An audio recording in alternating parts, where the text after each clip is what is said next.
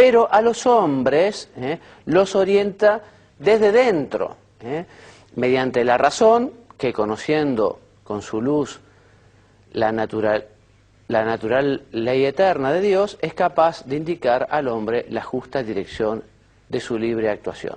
Vamos a profundizar en estos conceptos.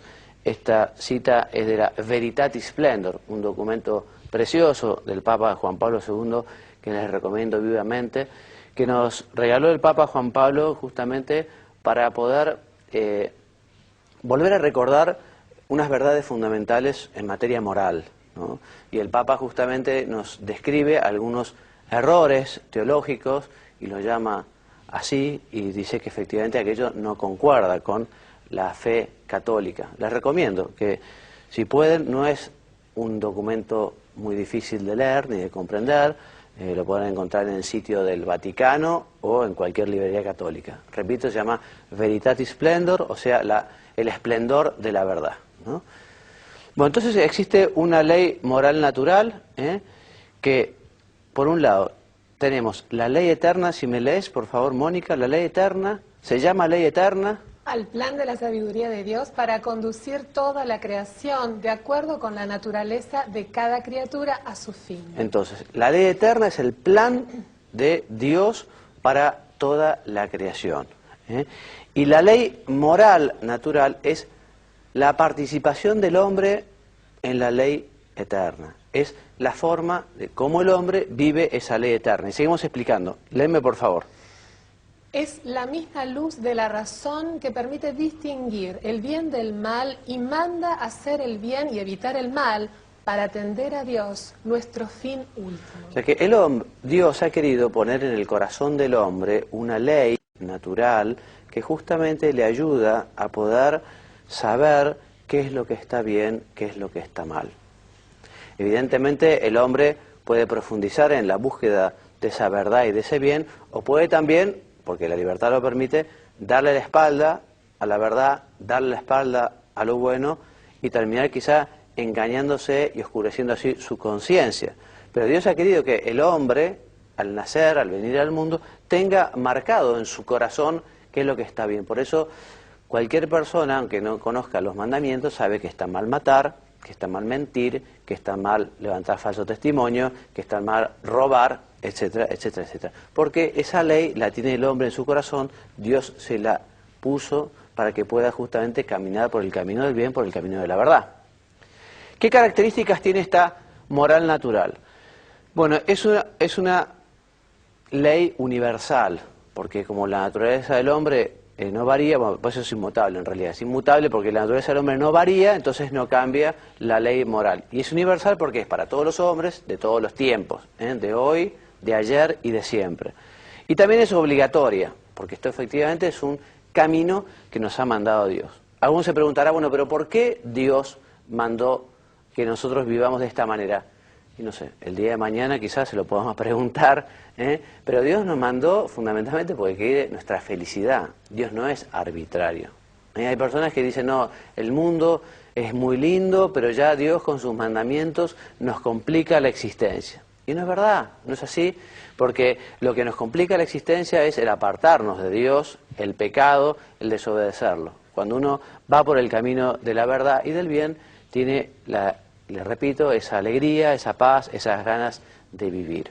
Entonces, esta ley moral natural está grabada en el alma, en los corazones de todos los hombres, y Dios la revela para que sea conocida por todos sin dificultad y sin error.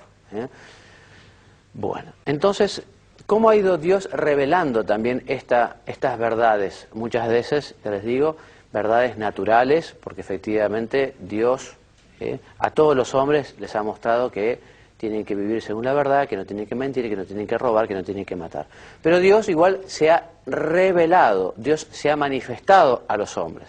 En el Antiguo Testamento, a Dios, por ejemplo, a Moisés le da las tablas de la ley, les da los 10 mandamientos, que el hombre, repito, podría haber llegado a conocer justamente por su inteligencia, ¿no? Pero Dios, para que no hubiese ningún tipo de duda, para que el hombre no tuviera ningún problema, quiso revelar y establecérsela y se las dio a Moisés. Sus principios morales están en los 10 mandamientos, esta ley divino positiva, esta ley antigua, y cada uno expresa conclusiones inmediatas de la ley natural. La nueva ley viene dada con nuestro Señor Jesús, la ley evangélica que toma la antigua ley, que no la deroga, ni mucho menos, sino que la perfecciona, y la mejora. Se encuentra especialmente la nueva ley evangélica en el Sermón de la Montaña, ¿no? Y en esa afirmación que nos dice nuestro Señor, que nos reconocerán a nosotros por cómo le amamos a Él, ¿no? Un mandato nuevo os doy, nos dice por allí, ¿no? No lo traje aquí, no lo anoté, digamos. Un mandato nuevo os doy, que os améis los unos a los otros como yo os he amado. Porque ya en el Antiguo Testamento existía el mandato de amar al prójimo como uno mismo. Pero nuestro Señor nos lo pone mucho más exigente, amar con su propio corazón. Y esta ley nueva, esta nueva alianza, no solo nos enseña el camino, sino que nos da las fuerzas para seguirlo a través de la ley de la gracia. Nos da la gracia, o sea, esa participación de la naturaleza divina, esa fuerza que nos da Dios, esa ayuda para poder vivir sus mandamientos, para poder realizar su voluntad. Muy bien, esto lo hemos dicho muchas veces en los primeros 15 programas, que la Iglesia, con su don de magisterio, con esta invitación, este pedido que le hizo Jesucristo, para que oriente y gobierne y enseñe, es la Iglesia, con su poder de magisterio, la quien tiene que interpretar la ley natural, y la quien nos explica efectivamente cuáles son los límites, cuáles son las exigencias. Bueno, ¿y qué decir de las leyes humanas? Leyes humanas que son tanto civiles como eclesiásticas. De la ley vamos a hablar más adelante. Vamos a hablar sobre todo cuando tratemos el cuarto mandamiento de la ley de Dios. Dentro de los deberes de los hombres está el amor o la piedad por la patria, por la nación.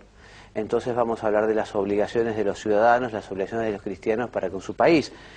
Pero sí podemos ir adelantando esta noción o esta definición que tiene su origen en la cuestión 90 de Santo Tomás, de la Suma Teológica, que recoge también el Catecismo de la Iglesia y que dice, si me podés leer esta definición o esta noción de ley. Ley es una regla de conducta promulgada por la autoridad competente para el bien común. Muy bien, son notas que para que haya verdadera ley tiene que ser realmente promulgada por la autoridad competente y tiene que ser para el bien común. Porque si efectivamente no busca el bien común, es una ley inicua y para Santo Tomás, en fin, no es ni siquiera ley, deberíamos llamarlo de otra manera. Bueno, y vamos a hablar ahora de la conciencia. Hemos dicho que Dios tiene una ley eterna, porque la que gobierna toda la creación. La forma de vivir esa ley eterna en el hombre se llama la ley natural, que además está impresa en su corazón, porque Dios ha querido que efectivamente el hombre pueda discernir entre el bien y el mal, tenga las herramientas para elegir el bien. Pero luego está la aplicación de esa ley externa, ajena al hombre, que el hombre no se da a sí mismo. Luego está la aplicación de esa ley al caso concreto, ¿no?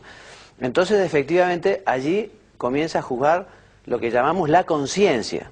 La conciencia es el juicio de la razón, ¿no? Una sentencia del entendimiento sobre la bondad o la malicia de nuestros actos. O sea, es la conciencia la que hace esta relación del acto que yo quiero realizar o la omisión con la ley de Dios.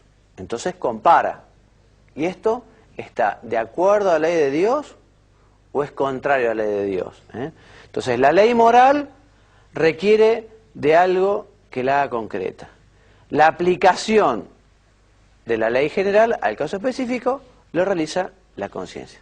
Le repetimos la definición, es ese juicio de la razón, del entendimiento, sobre la bondad o la maldad de nuestros actos.